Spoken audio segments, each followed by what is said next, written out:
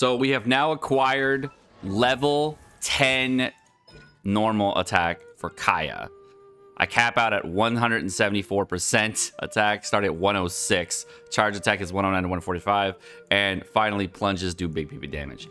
I'm going to do this without Superconduct with just a Pyro Resonance in here. And we're going to go into this domain and see how hard we slap. And then we'll try to win him with food. With the... Alright.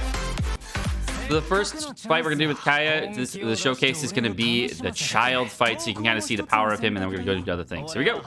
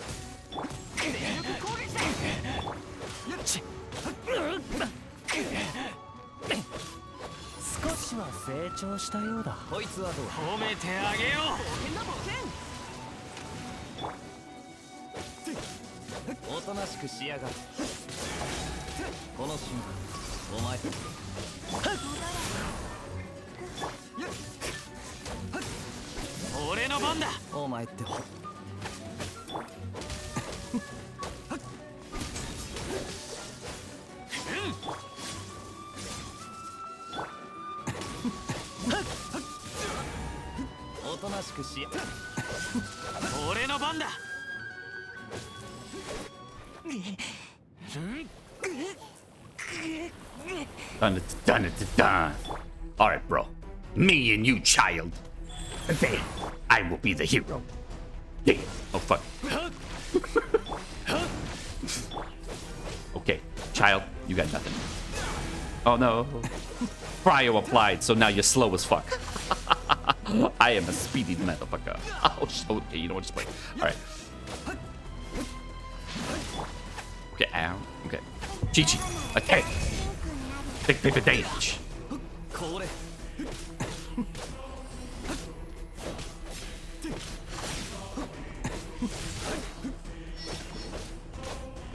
Oh, no. Big damage. Into more big damage. You already did. Well, that was easy. Oh! Nothing. It's 15k with nothing else. No Superconduct, no boost, just 15k solid. Okay.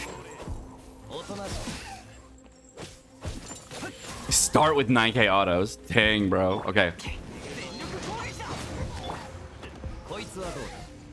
Let's try this again. Go over here.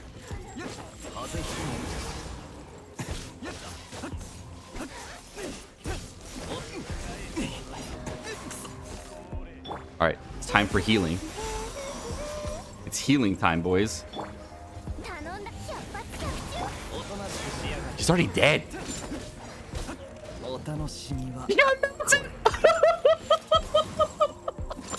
He took 9k damage. Everyone dies to that shit. All right. All right, let's try it again. Kaeya. Kaeya inside this. Whoa. Wow, 8,000 non-crit. You're nuts, bro. All right, let's get a Barber boost.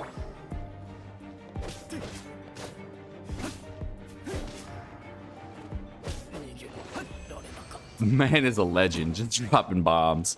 Throw on some food here. I'm gonna try the food again here.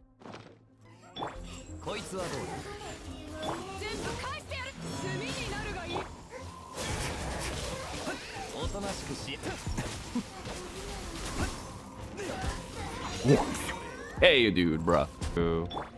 1, 2, Bennett ulti. 1, 2, 3, 4. 10,000 non-crit.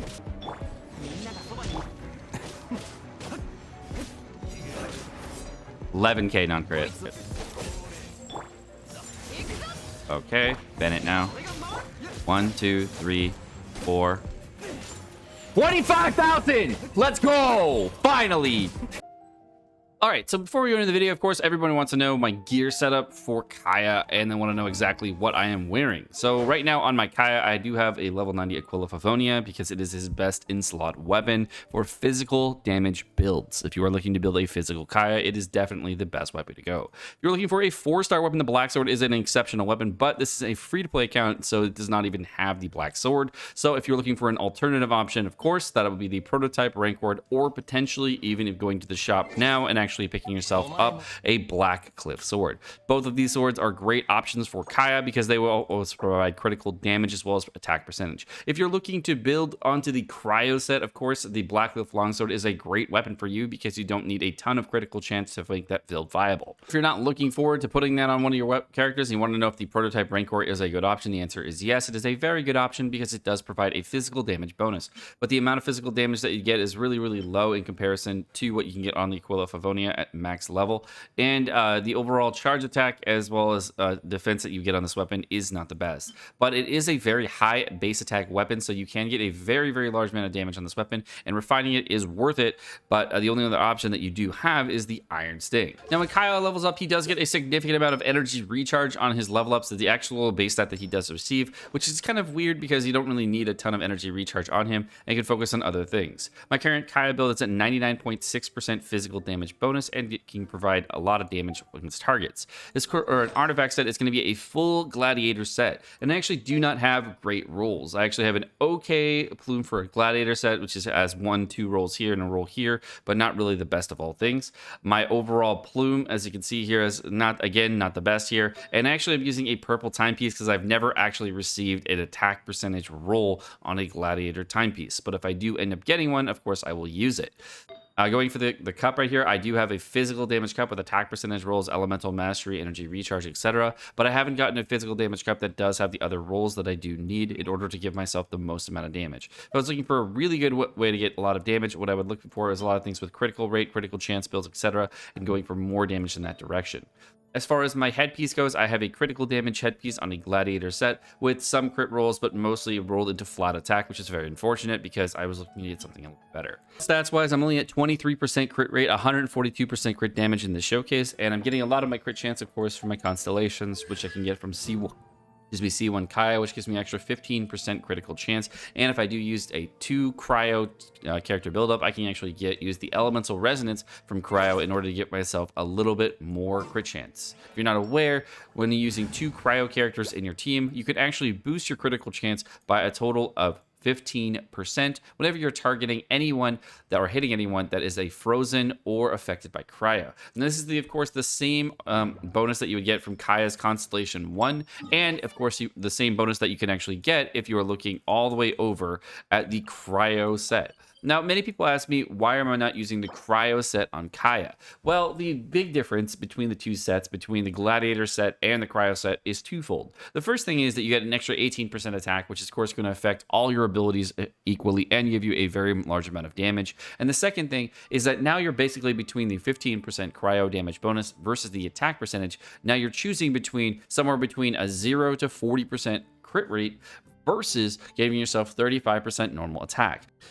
Many enemies in the game actually have an innate element, and because they have an innate element, it's very hard to do damage to them with a character like Kaeya, because if they do have a lightning innate element or a pyro innate element, they cannot be affected by cryo, which means that 0 to 40% means that you're at 0% on those targets, and you can't boost those characters in that direction. So what I find to be the better solution is by actually not going into the Cryo Set and actually focusing more of my efforts on going with a Gladiator set for a normal attack build while I'm using the Aquila Favonius.